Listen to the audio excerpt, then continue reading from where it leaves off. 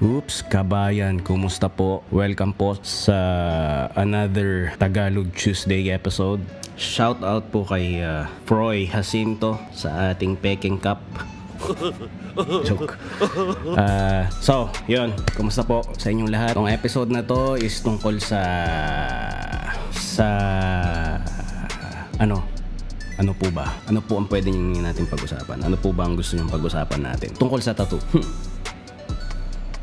Okay, meron akong dalawang napaka-importanteng tips para sa mga first-timers magpatattoo dyan. So, number one is design. Kailangan nating, madami tayong mga factors na kailangan i-consider, which is number one, balat. Okay? Pag maputi ka, yan, okay lang ang mga colored, realistic design, pwede po yung mga yan. Kapag dark skin tone ka naman, yung balat mo medyo maitim at hindi ganun kaputian, huwag ka nang mangarap sa mga colored tattoos or realistic tattoo dahil hindi po lilitaw yan. Kahit ano pong gawin nyo, hindi po lilitaw yan. Okay? Under ng design pa rin. Number 2 is yung placement and proportion. Lagi magkasama yan. Okay? Pag ang area is malaki, mas okay kung mas malaki rin yung tattoo or yung design na gusto nyo. So, nasa proportion yan. Kahit ba gaano kaganda ang tattoo, kahit ba sobrang ganda ng design at ganito lang kaliit, ilagay mo dito, ganyan lang kaliit, hindi pa rin maganda tignan. Okay? So, nasa proportion, tsaka nasa area of skin, tsaka size ng tattoo. At under dyan is yung flow. Flow meaning dapat nagpo-flow yung design sa shape ng katawan mo. For example, braso ulit. Okay, braso. Hindi ka pwedeng gumawa ng, okay nga, malaki nga, same size, pero square lang na ganyan. Square. Ito po, bilog po ito. Oval shape po yan. Oval shape. So, suggest ko, doon ka na sa design na same shape nito. Kasi kung square yan at may linya dito, hindi yan maganda tignan. So, magkakasama yon. Proportion, size, at flow ng design. Okay? Next, design. Normally, ito po, sa social media, nakikita natin yung mga realistic design, napakaganda. Ang ganda po talaga. Pero, in reality, after few years, depende rin sa skin consistency natin. In few years, mag-fade at mag-fade po yan. Yan yung mga design na wala pong linya, wala pong outline na black, walang pure black na lines. Yan yung mga design na mas mabilis mag-fade. Mas tumatagal yung mga design na may mga outline. Depende po yan sa inyo kung trip nyong mag-fade kagad yung mga tattoo nyo. So, paggawa kayo ng mga realistic na design. Pero, kung gusto nyo tumagal naman yung mga tattoo nyo, doon tayo sa traditional. Traditional design meaning, meron tayong mga outline. Pure black outlines. Yan yung mga tumatagal na tattoo kasi itim nga po sila. Yan yung mga tumatagal. So, ang colored tattoo, maganda ang colored tattoo pag may outline. Para sa akin. As an artist, sa side ko, mas okay sa akin yung mga design na may outlines. At nasa sa inyo naman ho yan. Kasi nasa trend din kasi kung minsan itong ibang kabayan natin, magpapatattoo sila itong design na to, watercolor. Nakita niya sa internet, may nagpatattoo ng watercolor, trending nga daw. Syempre, gustong-gusto nila na magpagawa ng ganon. Tapos, hindi nila alam yung mga watercolor na pastel colors, meaning yung mga light colors sa balat, nag-fade po kaagad yan. Hindi po basta-basta kumakapit. At magdidepende pa rin po sa artist na gumagawa. Meron yung mga artist na medyo mababaw magtattoo at hindi pa ganun kabihasa tulad ko na medyo hindi pa naman ako kagalingan. Mahirap pong magpasok ng colored ink sa balat. Especially mga Filipino. Asian skin, mahirap tatuan. Yung mga gantong kayumangging balat, mahirap pong pasukan ng ink kung minsan. Usually, yung mga mapuputi, yellow skin, yung mga Chinese, Korean, yan yung mga magagandang balat talaga. Na solid, na kahit mababaw lang yung pagkakatato, litaw na litaw pa rin yung kulay sa kanila. So, nagdidepende sa balat, design, placement. Ayan po, under ng design is yung skin color, proportion, size and placement. Third is yung design na talagang gusto nyo.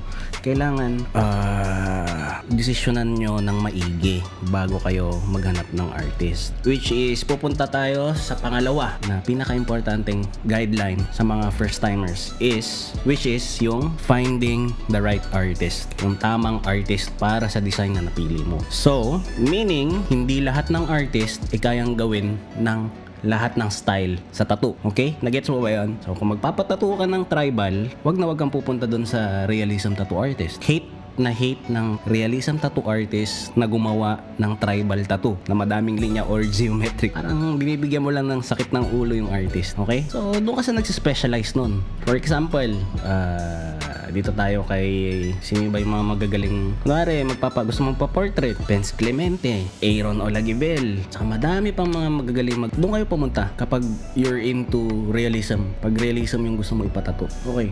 For tribal naman, yung mga straight lines, mga geometrics, doon ka talaga sa magagaling mag-tribal. So, number 1 rule dyan is mag-research ka. Do your research, no? Huwag kang basta-basta magpapatato kung kani-kanino. Ito, tip lang. Huwag na huwag kang mag-walk-in sa tattoo shop, okay? Huwag na huwag kang mag-walk-in at hindi ka maghahanap ng tattoo artist. Patay ka. Doon ka sa apprentice. So, yun. Ayun nga. Number 2 is choosing the right artist. So, kung ano man yung design na gusto mo is, syempre, i-search mo naman. I-search mo. Meron tayong Instagram, meron tayong YouTube, meron tayong Facebook. Nandyan lahat ang mga portfolios ng mga artist. Kami, nakakatulong yun sa amin kasi nga nagpo-post kami ng mga gawa namin, kami mga artist, post kami ng mga gawa namin para ma-direct yung mga tao kung kanino sila magpapatato. Kung magaling ba tong artist na to sa ganito, magaling ba tong artist na to sa style na to. So, different style, different tattoo artist po. Yan po ang usually na rule sa pagpili ng tattoo artist. Meron po tayong isang i-reconsider lang kasi merong mga artist na hanggang ngayon hindi pa rin sila kumbaga nagsispecialize sa specific na concept or style, sa specific style ng tattoo. Gaya ko, hanggang ngayon hindi ko pa rin nahanap yung talagang style na gusto ko. Kasi lahat gusto ko. Gusto ko ng black and gray. Gusto kong gumawa ng black and gray. Ayaw ko namang iwanan yung black and gray. Ayaw kong iwanan ng realism. Ayaw kong iwanan ang ornamental, geometric. Ayaw kong iwanan. So, yung naiisip kong style ko is yung pinaghahalo-halo ko sa isang design. Yung mga style na gusto ko. Kaya, ito, sample. Ayan, sample. Ito.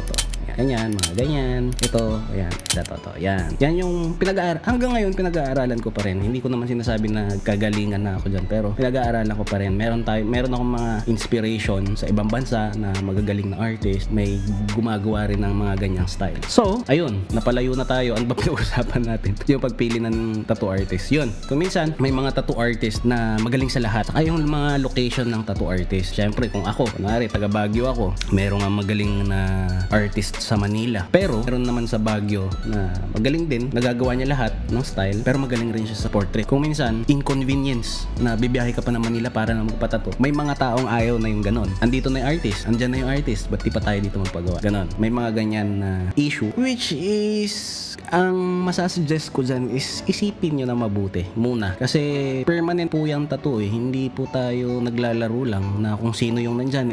Game na. Artist ka ba? Tatuan mo ako. Hindi mo pa na-check yung artist. Hindi mo pa alam yung gawa niya. Hindi mo alam kung gaano siya kagaling. Hindi mo alam kung gaano siya saan siya magaling. So, I suggest do your research. Yan ang pinaka-importante dyan, do your research. Pag nagre-research ka naman, kaibigan, kabayan, pag nagre-research ka, hindi porket nakita mo lang sa page niya, uy, ganda ng design, blah blah blah. Hindi porket may mga ganito siya, maganda na kaagad yon sa paningin mo.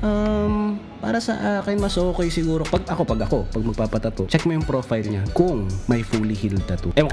Para sa akin, mas legit yung artist na nagpo-post ng fully healed, yung hindi natatakot mag-post ng fully healed na tattoo. Sa portfolio ng artist, sa Instagram man o sa YouTube or sa Facebook, gusto namin maging maganda yung profile namin na lahat ng mga pictures is malinis. Kaya ako naglalagay ng inaayos ko muna yung picture bago ko i-post. Pero hindi yung to the extent napapalitan ko na yung ginawa ko. Kumbaga, i-highlight ko yung gawa ko. Yan yung katawan.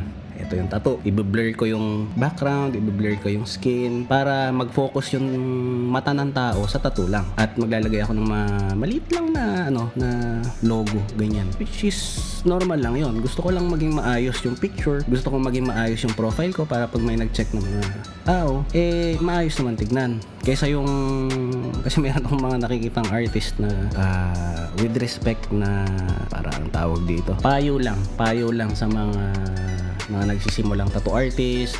Invest tayo sa magandang gamit camera. Invest tayo sa camera or magandang phone. Nagsimula ako, lahat ng mga photos ko is galing sa phone lang. Lagi Diyan nang gagaling lahat. At doon ako nag-edit sa phone ko lang.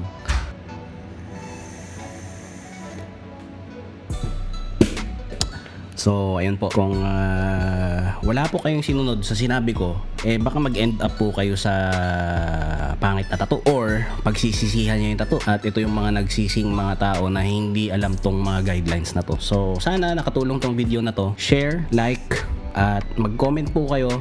Itatry ko pong replyan lahat. Sana mag-comment kayo kung ano pa yung mga gusto nyong gawin kong video. Ang hirap mag-isip. Eto, may hirap ako dito na nag-shoot mag-isa ko. Ang hirap mag-isip kung ano yung mga pwede pang videos na pwede kong i-suggest or tutorial man. Kung ano man yung gusto nyo, comment lang po kayo sa baba. So, ayun po. Sana magustuhan nyo. Appear.